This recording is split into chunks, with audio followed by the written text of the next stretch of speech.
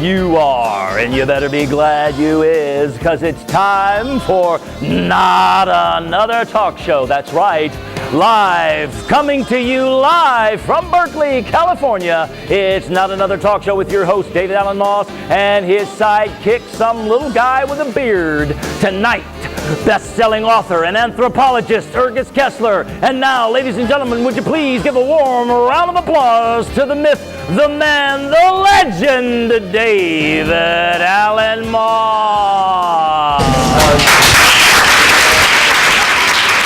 Thank you. Thank you. Thank you. Hey, thank you. Thank you very much, ladies and gentlemen. Welcome to those of you in the studio audience. Welcome to those of you at home. I'm David Alan Moss, and this is Not Another Talk Show. That's right, ladies and gentlemen. On this show, we're going to tell you how to lose 200 pounds in one day, how to change your skin color to get a better paying job, ladies and gentlemen. That's right. On This Is Not Another Talk Show, we're going to tackle the topics, confront the issues, and solve the problems, making this a better place, a better world for all mankind. Here in the span of 28 minutes. I'm David Alan Moss, and I'm your host. I'm also black when it's convenient. That's right. I'm black when it's convenient, like when the phone rings and you pick it up and a lady says, "Hi, this is Maureen, and I'm with the Police Athletic League, and today we're seeking donations." Maureen, I'm a black man, and as you know, the police whoop black men regularly just 'cause. How do you think my community would feel about me donating money so the police can get in better shape to whoop my ass? Maureen hung up.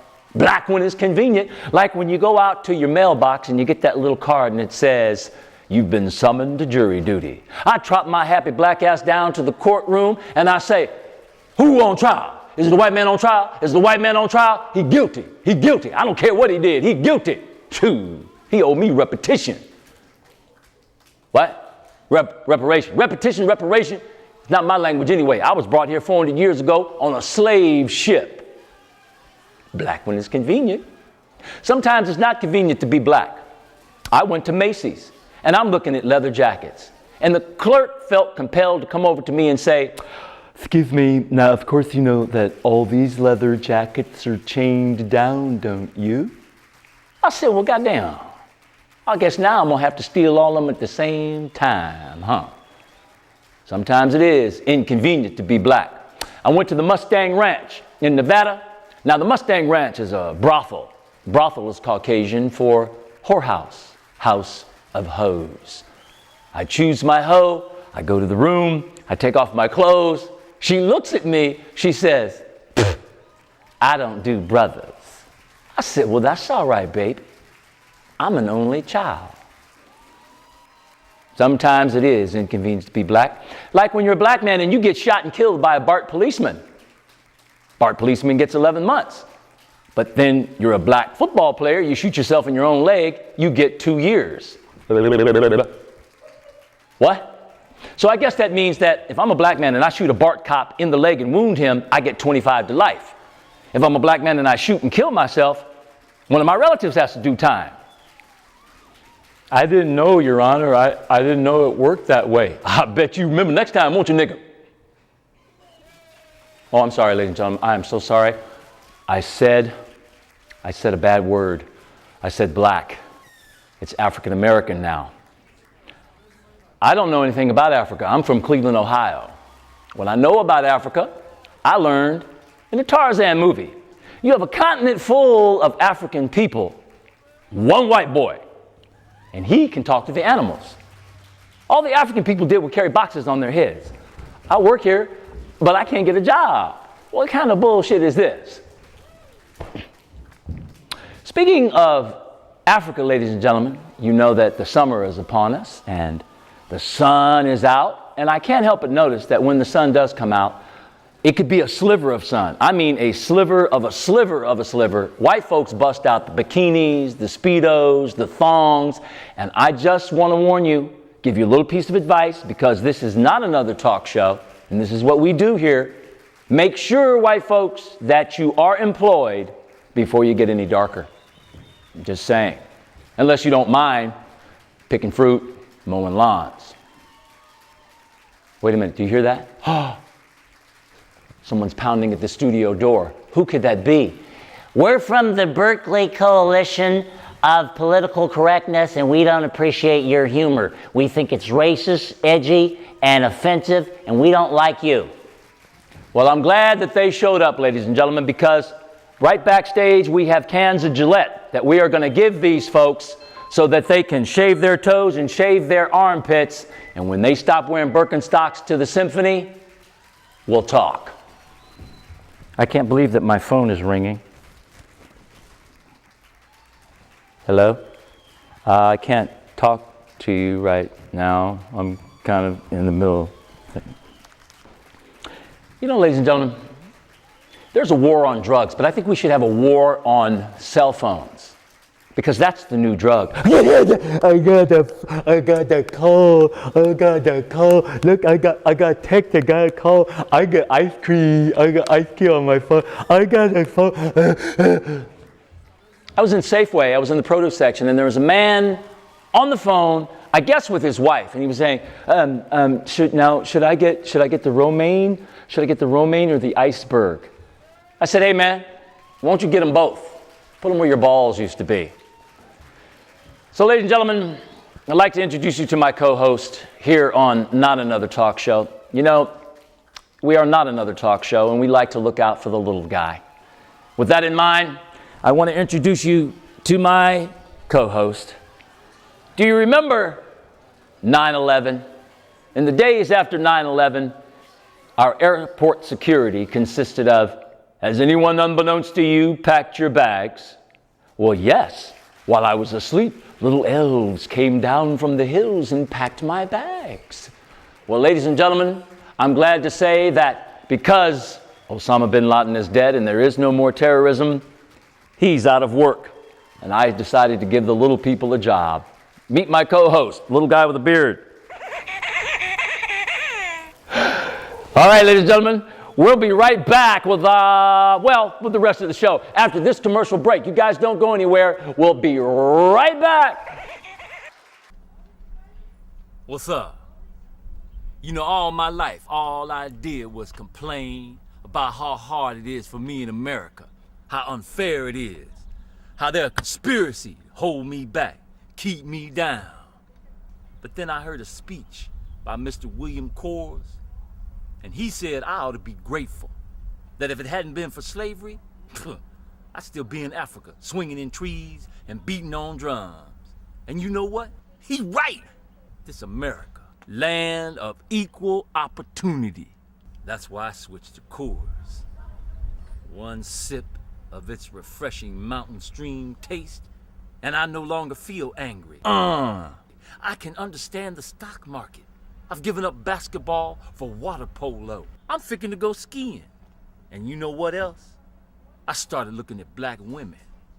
Brothers, you want to make a change and be part of America? Coors. All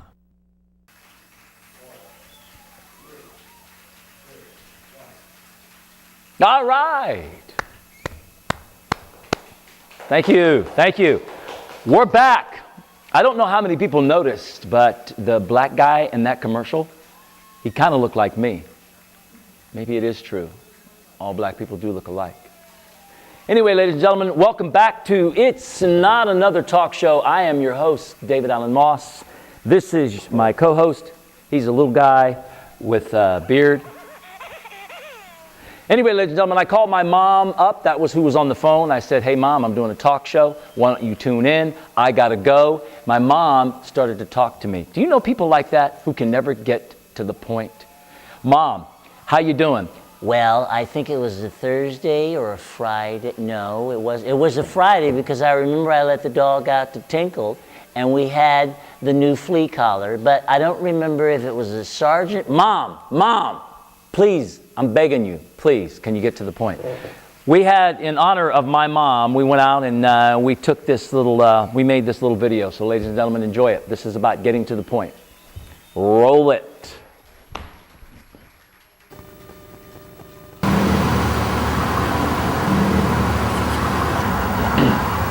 It says open.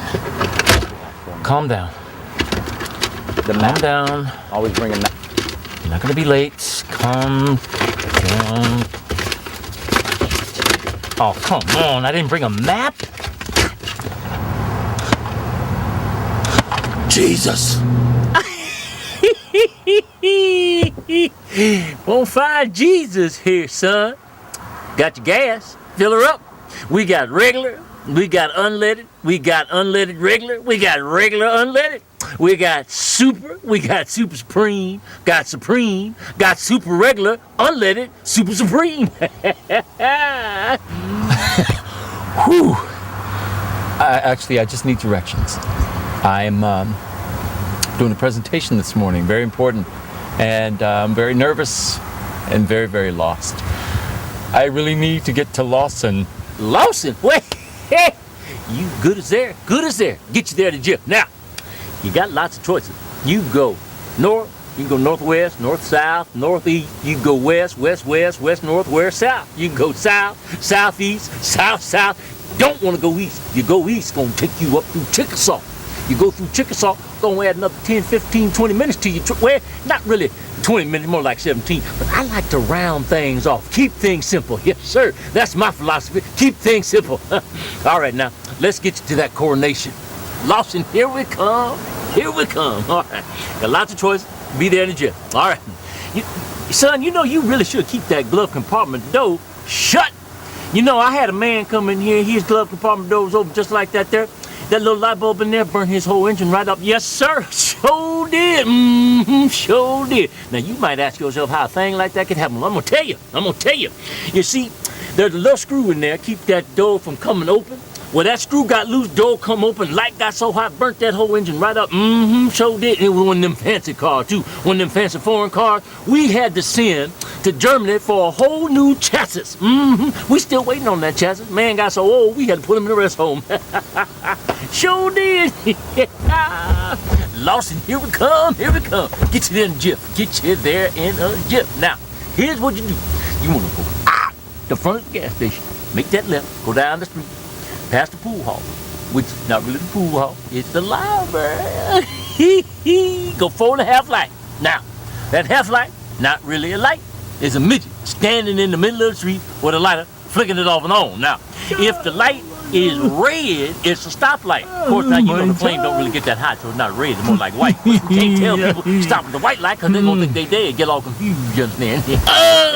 Now, you go down, you know we gave him that job as a traffic light because he a midget. And his little stumpy leg won't allow him to reach things, you know what I'm saying? He's always trying to reach things, jumping up and down, jumping up and down, jumping up and down on the little stumpy leg, but he got all mean and ornery and depressed and sad because he can't reach shit.